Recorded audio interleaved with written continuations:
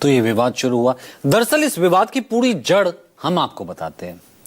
पश्चिम बंगाल में 16 दिसंबर को draft voter list जारी हुई थी, जिसमें 58.21 लाख लोगों के नाम काटे गए थे।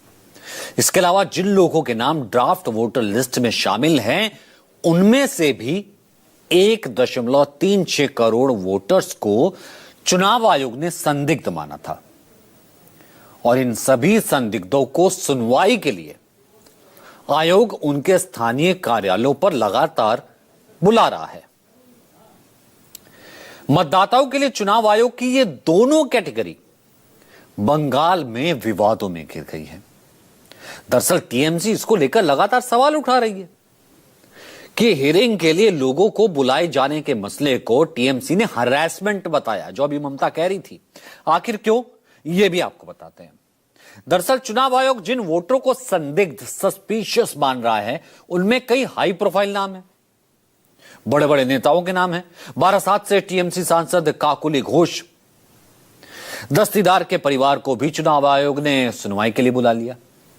वहीं बांग्ला फिल्म की अभिनेता और घाटल से टीएमसी सांसद दीपक अधिकारी उर्फ देव को भी एसआईआर हियरिंग के लिए बुला लिया गया। यहां तक कि दक्षिण 24 परगना के रायदिघी विधानसभा क्षेत्र के मतदाता, प्रदेश के पूर्व मंत्री और सीपीएम नेता 82 साल के कांति गंगोपाध्याय को भी एसआईआर सुनवाई के लिए नोटिस पहुंच गया। आइए, अब इनके अलावा मशहूर कवि जॉय गोस्वामी को भी एसआईआर हियरिंग के लिए बुलाया गया। उन्होंने और उनकी बेटी ने इस पर अपना गुस्सा जाहिर किया।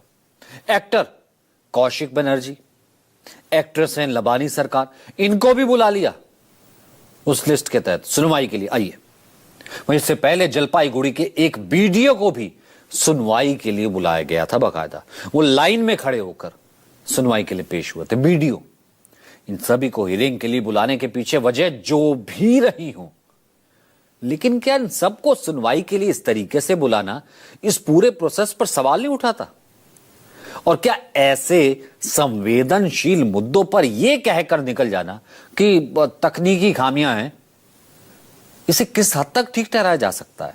यही वजह है कि तृणमूल कांग्रेस चुनाव आयोग पर एसआईआर के नाम पर लोगों को परेशान हरास करने का आरोप लगा रही है। तो कुल मिलाकर के इस लिस्ट में एक और दिग्गज नाम, हमने आपको बताया लगातार ये नाम है, एक और दिग्गज नाम तेज गेंदबाज मोहम्मद शमी, उनको भी सुनवाई के लिए बुला लिया। अब उन्हें कल ही यानी सोमवार को बुलाया गया था, बीते कल, लेकिन कल हियरिंग में शामिल नहीं हो पाए। क्रिकेटर हैं, बिजी हैं, क्योंकि वो इन दिनों विजय हजारे ट्रॉफी खेल रहे हैं, राजकोट में हैं और किसको, बंगाल को ही रिप्रेजेंट कर रहे हैं। शमी की अगली सुनवाई जो है अब 9 से 11 जनवरी के बीच होनी।